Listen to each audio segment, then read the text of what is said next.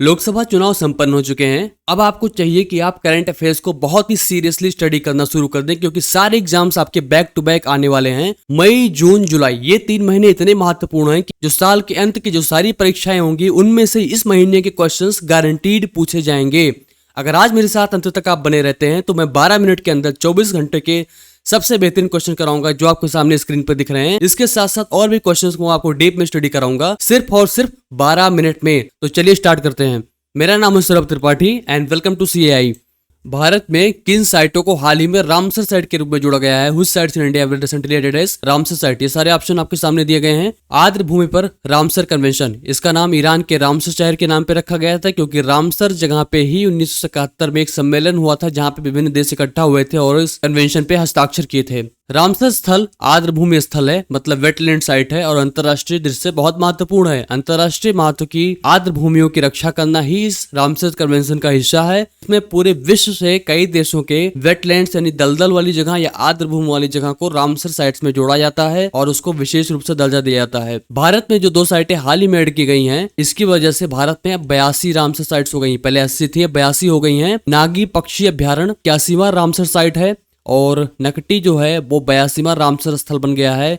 ये बिहार का ही पक्षी अभ्यारण्य है, मतलब बर्ड सेंचुरी है। ये दोनों जगह ऐड कर दी गई हैं, 81 और 82। मैं आपको बताना चाहूंगा तमिलनाडु राज्य में सबसे ज्यादा रामसर साइट है, 16 रामसर साइट्स है। उसके बाद उत्तर प्रदेश का नंबर आता है जहाँ पे 10 रामसर साइट्स है।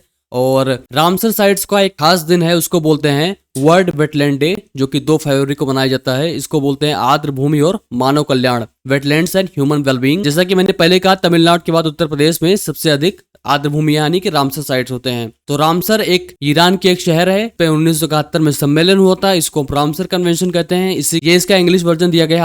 संयुक्त राष्ट्र जलवायु परिवर्तन सम्मेलन COP29 बहुत इंपॉर्टेंट है, आप बिल्कुल मिस न करें इसे। कि मेजबानी कौन करेगा? Who will host United Nations climate change conference COP29? Azerbaijan, Armenia, Angola और ऑस्ट्रेलिया। सही उत्तर इसका है अजरबैजान। अजरबैजान का एक कैपिटल है, एक सिटी है, उसका नाम है बाकू। बाकू में COP29 हेल्ड किया जाएगा। आइए जानते हैं COP29 क्या है। COP29 का मतलब है जलवायु परिवर्तन पर संयुक्त राष्ट्र फ्रेमवर्क कन्वेंशन, UNFCCC के पक्षकारों का 29वां सम्मेलन है। सिंपल शब्द, यह एक सम्मेलन है, 29वां इसका संस्करण है। इसमें जितने जलवायु परिवर्तन के फ्रेमवर्क मतलब होता है उसके ढांचे की बात करते हैं कि कैसे जलवायु परिवर्तन भारत पे या विश्व में कैसे उसको हैंडल करें। वहां पे कंट्रीज इकट्ठा होती हैं, लीडर्स इकट्ठा होते हैं। 29वां संयुक्त राष्ट्र जलवायु परिवर्तन सम्मेलन ये बाकू अजरबैजान में आयोजित किया जाएगा। मुख्तार बाबायोव COP ये बाकू अजरबैजान के इकोलॉजी और नेचुरल रिसोर्सेज के मिनिस्टर हैं। ये मुख्तार बाबायोव ही इसके अध्यक्ष होंगे। वैश्विक जलवायु नीति पर चर्चा और बातचीत करने के लिए विश्व नेताओं, वार्ताकारों, वैज्ञानिकों और कार्यकर्ताओं को एक साथ लाना होता। 28वां COP दुबई में हुआ था, संयुक्त अरब इमारात में हुआ था। तो आसान शब्दों में आप समझ चुके होंगे COP29 क्या है। ये एक इन्वायरमेंटल समिट है। COP को हम बोलते हैं अंग्रेजी में कॉन्फ्रेंस ऑफ पार्टीज। किस मंत्रालय ने सशस्त्र बलों के लिए टेली मानस सेल प्रदान करने के लिए रक्षा मंत्रालय के साथ एक समझौता पर ज्ञापन हस्ताक्षर किया है? टेली मानस सेल मैं आपको बता देता हूं, ये मेंटल हेल्थ असिस्टेंट्स की एक हेल्पलाइन सर्विस है और ministry of defence plus ministry of health and family welfare ने MOU साइन किया है। टेली मानसिक स्वास्थ्य सहायता और सभी राज्यों में नेटवर्किंग, इसका हिंदी ट्रांसलेशन है लेकिन अंग्रेजी इसका वर्जन एक्यूरेट यही है। Tele mental health assistance and networking cross states, यह दूरसंचार के माध्यम से मानसिक स्वास्थ्य सेवाएं प्रदान करता है। जैसा कि पता है कि आर्म्ड फोर्सेस में बहुत सारा स्ट्रेस होता है और उनको बहुत सारी चीजों को चुनौतियों से गुजरना पड़ता है, तो उन्हीं सब चीजों को दूर करने के लिए टेली मानस लॉन्च किया है आर्म्ड फोर्सेस के लिए। टेली मानस को 10 अक्टूबर 2022 में लॉन्च किया गया था।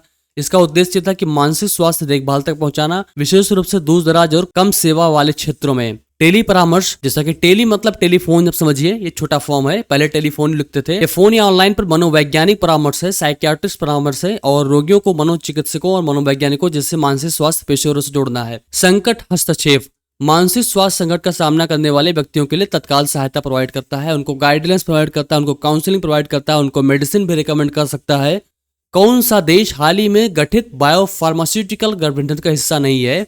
Which country is not part of recently formed biopharmaceutical alliance? आपको उत्तर बताना है, उसका सही उत्तर है चाइना। चाइना बायोफार्मास्यूटिकल अलायंस का हिस्सा नहीं है। मैं आपको समझाता हूँ ये क्या है। भारत दक्षिण कोरिया, संयुक्त राज्य अमेरिका, जापान और यूरोपीय संघ बायो फार्मास्यूटिकल गठबंधन का हिस्सा बनाया था। इसका उद्देश्य ये था कि इनके सप्लाई चेन को बेहतर बनाया जा सके। मैं समझाता हूँ सप्लाई चेन क्या। मान लो ये 5 देश हैं, कोई भी 5 देश कहीं विस्तृत हो सकते हैं। मेरे पास रॉ मटेरियल है, मेरे पास दवाएं बनाने की चीजें हैं, तो इसके लिए हमने क्या किया कि 5-6 देश इकट्ठा हो गए और हमारे पास कुछ एक्सपर्टीज थी।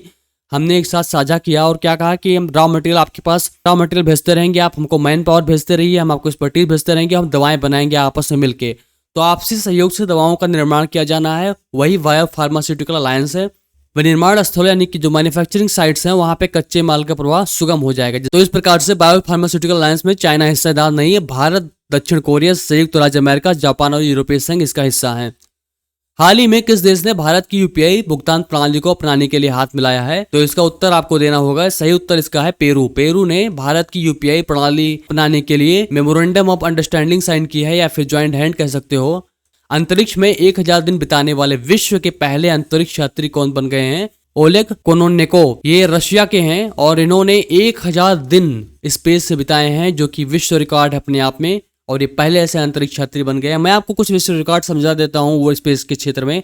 आप मेरे साथ सिर्फ रिपीट करते जाइए, आपको उसको रोट करने की जरूरत नहीं है। अगर आपने वीडियो को लाइक नहीं किया और चैनल को सब्सक्राइब नहीं किया तो प्लीज सब्सक्राइब कर। अंतरिक्ष में प्रथम मानव यूरी गागरिन थे, जो सोवियत संघ के थे। वोस्तोक 1 जो एयरक्राफ्ट था वो लेके गया था। आप डेट ना याद रखें, लेकिन यह जरूर याद रखें, 1961 में। अंतरिक्ष में पहली महिला वेलेंटिना टेरेस्कोवा, ये वोस्तोक 6 से गई थी। पहली चंद्रमा लैंडिंग अपोलो 11 मिशन थी, यूएसए ने 20 जुलाई 1969 में की थी। अंतरिक्ष यात्री जैसा कि पता नील आर्मस्ट्रांग और बज एल्ड्रिन थे, लेकिन पहला जो कदम रखा था वो नील आर्मस्ट्रांग रखा था। बज एल्ड्रिन टेक्निकल चीजों को देख रहे थे। वहां पहला अंतरिक्ष स्टेशन क्या था? सल्यूट 1, ये सोवियत संघ का था, 1971 में लॉन्च किया गया था। इस समय हमारे पास सिर्फ 2 ही स्पेस स्टेशन कार्यरत हैं। उसका नाम है आईएसएस इंटरनेशनल स्पेस स्टेशन, और दूसरा है टियांगोंग 1, जो कि चाइना का एक स्पेस स्टेशन है जो कार्यरत है। चाइना ने हाल ही में चेंगे 6 मिशन लॉन्च किया है, जो ये सुदूर क्षेत्र पर लैंड करने वाला पहला यान बन चुका है। सौर मंडल को छोड़ने वाला, इंटरगैलेक्टिक ट्रेवल करने वाला पहला अंतरिक्ष यान कौन बन चुका है? उसका नाम वोयाजर 1। इसको 77 में छोड़ा गया था नासा द्वारा। अंतर तारकीय अंतरिक्ष में प्रवेश कर चुका है, जिसको इंटरस्टेलर स्पेस भी बोलते हैं। प्रयोज्य अंतरिक्ष यान फर्स्ट रियूजेबल रॉकेट कब लॉन्च किया गया था? अंतरिक्ष शटल कोलंबिया पहली उड़ान STS-1 12 अप्रैल 1981 में यूज किया गया था, जो पहला फर्स्ट रियूजेबल स्पेसक्राफ्ट था। शेख सबा खालिद अल सबा को किस देश का नया युवराज नियुक्त किया गया है? ये कुवैत के नए क्राउन प्रिंस हैं, प्लीज इसको याद रखें, शेख सबा खालिद अल सबा। निम्नलिखित में से कौन सा नवनिर्वाचित यूएनएससी सुरक्षा परिषद के सदस्यों का हिस्सा नहीं? विश्वास मानेंगे, इंडिया न्यूली इलेक्टेड हाल ही में नवनिर्वाचित यूएनएससी सिक्योरिटी काउंसिल का मेंबर ही नहीं है, जबकि पाकिस्तान, सोमालिया, ग्रीस सारे के सारे मेंबर हैं। क्या आप विश्वास करेंगे? जो गैर अस्थायी सदस्य होते हैं उनकी वोटिंग होती है, वो 2 साल के नियुक्त किए जाते हैं, और इस वोटिंग में ये सारे देश इस सदस्य के हिस्से बनाए गए हैं। इसमें डेनमार्क, ग्रीस, पाकिस्तान, पनामा और सोमालिया है, और इनकी सदस्यता 1 साल से शुरू होने वाले 2 साल के कार्यकाल के लिए सुरक्षा परिषद में गैर अस्थायी सदस्यों के रूप में हुआ है, नॉन परमानेंट मेंबर। चलो मैं आपको समझाता हूँ क्या है ये। संयुक्त राष्ट्र सुरक्षा परिषद, यूनाइटेड नेशन सिक्योरिटी काउंसिल, ये अंतर्राष्ट्रीय शांति और सुरक्षा बनाने के लिए प्राथमिक जिम्मेदारी इसकी है। इसकी मौलिक जिम्मेदारी पहले यही है कि पूरे विश्व में शांति और सुरक्षा बनाए रखना है। 1945 में इसकी स्थापना हुई थी, जब यूएन की स्थापना हुई थी, और इसमें 15 सदस्य हैं। इसमें आप बहुत इंपॉर्टेंट है, इसको ध्यान से सुनिए। इसको 2 श्रेणियों में विभाजित किया गया है। पहले अस्थायी सदस्य होते हैं, इनको हम P5 कहते हैं। ये P5 देश परमानेंट देश है, इसमें कोई चुनाव नहीं होता है, यही सब कुछ लीड करते हैं, और 10 सदस्य और जोड़े जाते हैं हर 2 साल में। इसमें वोटिंग होती है। P5 देश अमेरिका, चीन, यूनाइटेड किंगडम, फ्रांस और रूस है। भारत ने कुछ देशों के साथ मिलकर एक साझेदारी की कि हम एक दूसरे के लिए परमानेंट मेंबर बनाने के लिए एक पहल करेंगे, हम दूसरे को सपोर्ट करेंगे, जिनको वो G4 देश बोलते हैं। इसमें ब्राजील, जर्मनी, जापान शामिल है, और इंडिया को लेकर 4 देश होते हैं। ये क्या करते हैं कि चारों एक दूसरे का समर्थन करते हैं। ESIC के महानिदेशक के रूप में किसे नियुक्त किया गया है? सही उत्तर इसका है कमल किशोर। ESIC का पूरा form employ state insurance corporation, कर्मचारी राज्य बीमा निगम। ये largest social security organization India में है, भारत का सबसे बड़ा सामाजिक सुरक्षा संगठन है, और ये ministry of labour and employment यानी कि श्रम एवं रोजगार मंत्रालय, भारत सरकार द्वारा इसको मैनेज किया जाता है। इसका उद्देश्य, जैसा कि नाम है, स्टेट इंश्योरेंस कॉर्पोरेशन एम्प्लॉयज के लिए है। विश्व खाद्य सुरक्षा दिवस कब मनाया जाता है? इसका सही उत्तर है आपको देना है, ये है 7 जून को। World food security day is observed on 7 जून, और इस साल का जो थीम है प्रिपेयर फॉर अनएक्सपेक्टेड। अनारक्षित सीट से लोकसभा जीतने वाली कम उम्र की आदिवासी महिला कौन बन चुकी हैं?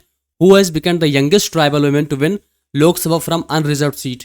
Priyanka Jarkiholi unreserved seat से इन्होंने चुनाव लड़ा था और ये लोकसभा की सबसे कम उम्र की ट्राइबल विमेन है। हाल ही में सीएससी ने 10,000 एफपीओ को सीएससी में परिवर्तित करने के लिए किस मंत्रालय के साथ एक समझौता ज्ञापन पर हस्ताक्षर किया है? तो इसका सही उत्तर है ministry of agriculture and farmer welfare. जितने एफपीओ होते हैं, एफपीओ को हम बोलते हैं फार्मर प्रोड्यूस ऑर्गेनाइजेशन, किसानों द्वारा ही मैनेज किए जाते हैं। सीएससी का मतलब होता है कॉमन सर्विस सेंटर, जो कि सुविधाएं प्रोवाइड करता है। ये ministry of electronics and information technology की एक पहल है। जनधन अकाउंट खुलते हैं, आधार सर्विसेज प्रोवाइड करते हैं, बहुत सारी ऑनलाइन बैंकिंग प्रोवाइड करते हैं, जिससे आपको ब्रांचलेस बैंकिंग करते हैं, आप ब्रांच में नहीं जाना पड़ता है। फार्मर प्रोड्यूस ऑर्गेनाइजेशन फार्मर द्वारा मैनेज किया गया एक ऑर्गेनाइजेशन है और इसकी जो 10,000 शाखाएं थी इनको अब सीएससी में कन्वर्ट कर दिया जाएगा।